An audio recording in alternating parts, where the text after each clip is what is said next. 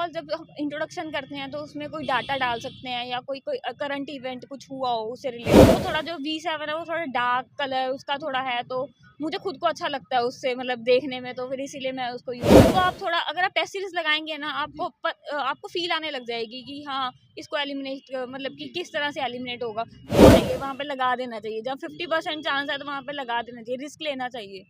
Hello दोस्तों, नमस्कार। स्वागत है एक बार फिर से एक नए वीडियो में। दोस्तों, इस समय यूपीपीएससी का इंटरव्यू चल रहा है। अभी मैम इंटरव्यू देकर आ रही हैं। चलिए जानते हैं मैम से क्या क्या प्रश्न पूछा गया, और साथ ही साथ जो यूपीपीएससी 24 का प्रीलिम्स होने वाला उस पर हम ज़्यादातर फोकस करेंगे कि मैम ने क्या बुक लिस्ट वगैरह रिसोर्सेज फॉलो किया था। एक एक करके सभी बातों को हम फोकस करेंगे। सो मैम, हमारे तरफ से और जो प्यारे छात्र वीडियो देख रहे हैं, स्वागत है हमारे चैनल पर। Thank you. और फर्स्ट ऑफ ऑल मैम, आपसे जानेंगे कि आपका नाम क्या है और आप कहाँ से हैं। मेरा नाम गरिमा गर्ग है और मैं लुधियाना से, पंजाब से हूँ। जी, और आपका मीडियम और एजुकेशनल बैकग्राउंड क्या रहा। मेरा इंग्लिश में मैंने लिखा था मेंस, और अभी इंटरव्यू तो हिंदी में ही लिया गया है। और एजुकेशन बैकग्राउंड थोड़ा बताइए। तो मेरा बीकॉम ऑनर्स किया है मैंने ग्रेजुएशन में। जी, और ये आप अदर स्टेट से यूपी से यूपी में आकर मतलब लड़ रही, कौन सा प्रयास रहा यूपी से। मेरा सेकंड प्रयास है ये। जी। इससे पहले मैंने मेंस लिखा है यूपीपीसीएस में, और इस सेकंड अटेम्प्ट में मैं इंटरव्यू में हूँ। जी, अगर बात करें पिछले क्या मिस्टेक रहे, क्या आपने आपको इम्प्रूव किया, कहाँ सबसे बड़ी कमी रही। सर एक्चुअली पिछली बार मैं थोड़ा सा मैंने अच्छे से पढ़ नहीं पाई थी। उस टाइम पे मैंने यूपीएससी दिया था और मेंस का अटेम्प्ट दिया था, तो उस टाइम पे मैंने इसको ज़्यादा सीरियसली नहीं ले पाई मैं उस टाइम पे मेंस को। तो इस बार मैंने थोड़ा सीरियसली दिया था और सारा अपना जो मेरी वो थी वीकनेसेस थी तो उनको मैंने कवर किया था। करंट में कहीं पोस्टेड है मैम।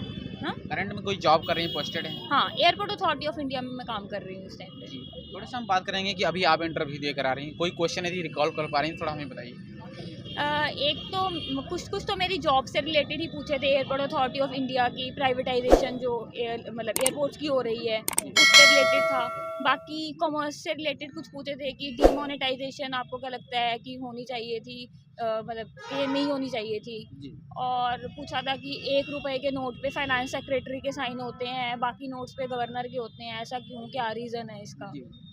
और एक पूछा था सीईसी जो अपॉइंटमेंट के लिए जो बिल में चेंज हुआ है, जी। तो उसके रिगार्डिंग भी उन्होंने पूछा था कि क्या ऐसा होना चाहिए, सीजीआई को मेंबर रहना चाहिए उसमें कि नहीं रहना चाहिए। जी। इस तरह से पूछ रहे थे। और कोई situational based question as a SDM या डिप्टी एसपी बना, कोई सिचुएशन देकर आपसे। एक ही क्वेश्चन पूछा था ऐसा कि अगर स्टेडियम बनवाना है आपको अपनी डिस्ट्रिक्ट में, जी। और गवर्नमेंट ने मना कर दिया कि हमारे पास तो पैसे नहीं है और हम नहीं स्टेडियम की फंडिंग करेंगे, तो आप उसकी फंडिंग कैसे करवाएंगी, तो इससे अभी आप करंट में अभी आप इंटरव्यू देकर आई होप कि फिर 2024 का भी प्रीलिम्स देंगे, आप फॉर्म भी भरे होंगे। अभी फॉर्म नहीं भरा है, मैंने सोचा रिजल्ट आ जाने तो उसके बाद फॉर्म भरते हैं। थोड़ा सा बात करेंगे, अभी 2024 का प्रीलिम्स होने वाला है, तो आखिरी 2 महीने बचे, मात्र 2 महीने अगर प्रीलिम्स को लेकर बात करें तो इन चीज़ों में स्टूडेंट्स किन चीज़ों पर ज़्यादा फोकस करें और कैसे किस तरीके से क्या लेवल हो पढ़ाई का। सर सबसे पहले तो स्टैटिक पे फोकस करना चाहिए, और साथ साथ जो करंट के लिए है तो आप कोई भी ईयरली या मंथली जो वन वर्डर्स होते हैं उसको पढ़ सकते हैं, और उसके साथ साथ मॉक टेस्ट लगाने बहुत ज़रूरी हैं, और उन्हें एनालाइज करके अपनी वीकनेसेस पे काम करना ज़रूरी है। उसी एरिया में जहाँ पर आपके मार्क्स कम आ रहे हैं उसको दोबारा से रिवाइज कीजिए।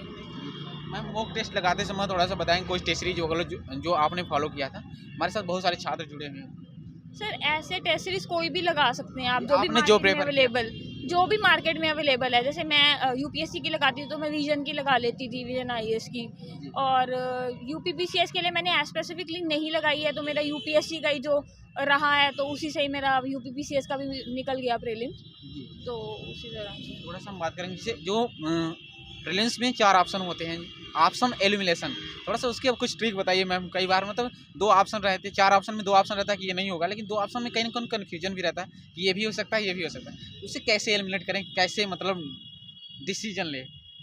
कुछ तो वो गट फीलिंग होती है। अगर आपको जहाँ लग रहा है ना गट फीलिंग कि हाँ ये होना चाहिए, वहाँ पे लगा देना चाहिए। जब 50% चांस है तो वहाँ पे लगा देना चाहिए, रिस्क लेना चाहिए।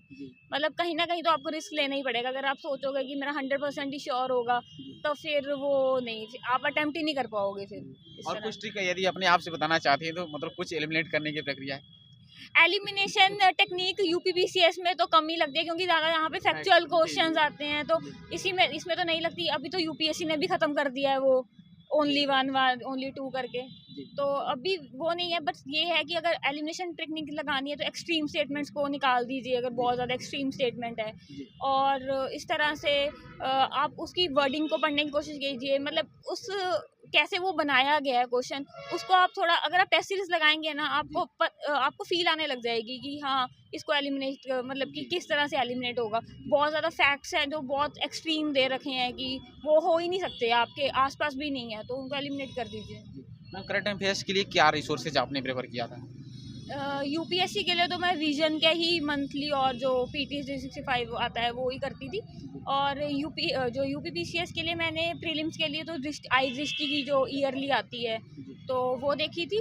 और अभी जो मेंस के लिए तो उसमें मैंने स्पेसिफिकली मेंस के लिए करंट नहीं किया, जो यूपीएससी का जो पढ़ रही थी मंथली और उसमें से उसी में ही रेफ़र करके इंट्रोडक्शन और कंक्लूजन में डाल दिया और उसको मतलब सब्सटेंशिएट करने के लिए उसके यूज़ किया करंट का मेंस में। सो मैं अभी के बाद मेंस का एग्जाम होता है तो थोड़ा सा बात करेंगे जो मेंस के जीएस 1 से लेकर 6 तक पेपर होते हैं उसे मतलब कैसे अपने आप को शॉर्ट नोट्स बनाए और कम दिन में तैयारी हो सके।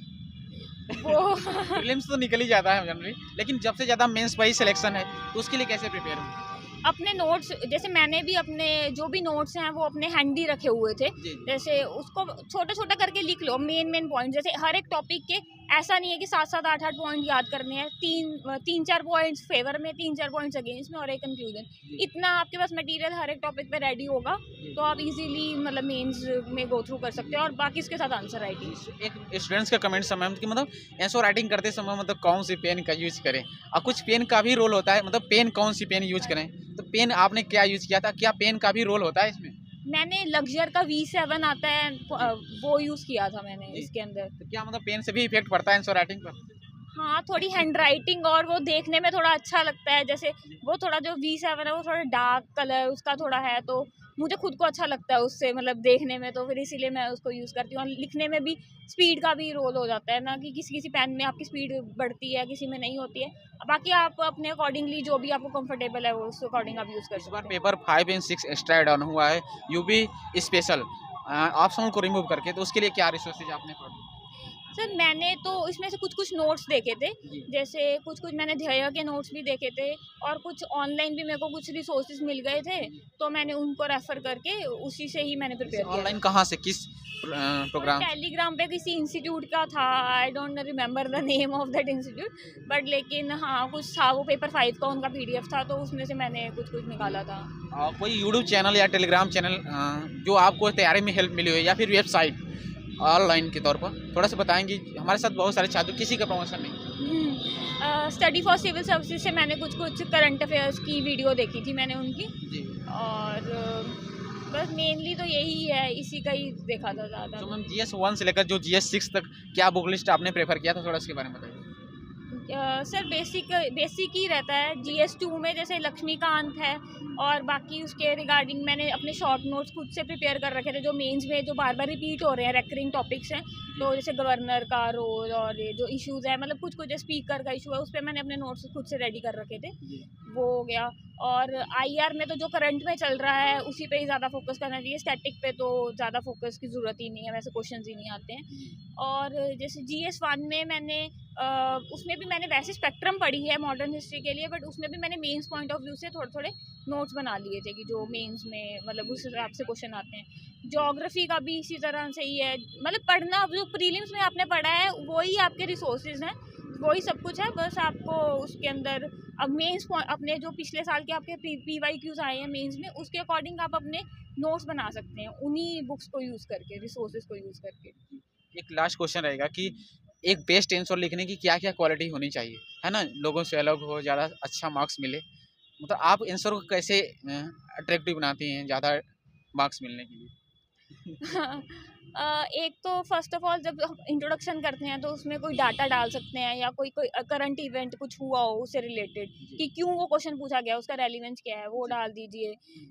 इस तरह से हम स्टार्ट कर सकते हैं, फिर या डेफिनेशन से भी स्टार्ट कर सकते हैं अगर आपको कुछ और नहीं पता चल रहा। उसके बाद जो रेलिवेंट उसके अंदर पार्ट्स हैं उसको आप एड्रेस करेंगे ही, एड्रेस करके उसको एग्जांपल्स भी दीजिए, जैसे पॉइंट लिखा उसके साथ एग्जांपल भी कोट कर दीजिए, कोई केस स्टडी डाल दीजिए कि हाँ मतलब जैसे कोई गवर्नेंस का इशू है तो उसमें PRI पे जैसे कोई इशू है, पंचायती राज इंस्टीट्यूट में, तो आप एग्जांपल डालिए कि इस विलेज में कोई ये काम हुआ है, ये पंचायत ने इस सक्सेस मॉडल पे ये काम किया है उसने, तो ये डाल दीजिए उसके अंदर। और कंक्लूजन में भी आप वे फॉरवर्ड भी प्रोवाइड कर सकते हैं, और कि कोई कमेटी है तो कमेटी का नाम डाल दीजिए उसके अंदर, और इस तरह से आप अपने आंसर को कर सकते हैं। अभी में डायग्राम्स यूज़ कीजिए, मैप्स यूज़ कीजिए। Thank you so much ma'am अपना कीमती समय देने के लिए। लेकिन एक बार फिर से कोई भी मोटिवेशन या इंस्पिरेशन लाइन है जो आप डेली रूटीन में फॉलो करती हैं हमारे साथ स्टूडेंट्स के साथ शेयर कीजिए। Arise, awake and don't sleep until you do it. Thank you so much, बहुत बहुत शुभकामनाएं। आई होप कि मैं भगवान से ऊपर वाले से प्रार्थना करूंगा इस बार आप फाइनल लिस्ट में। Thank you. Thank you friends.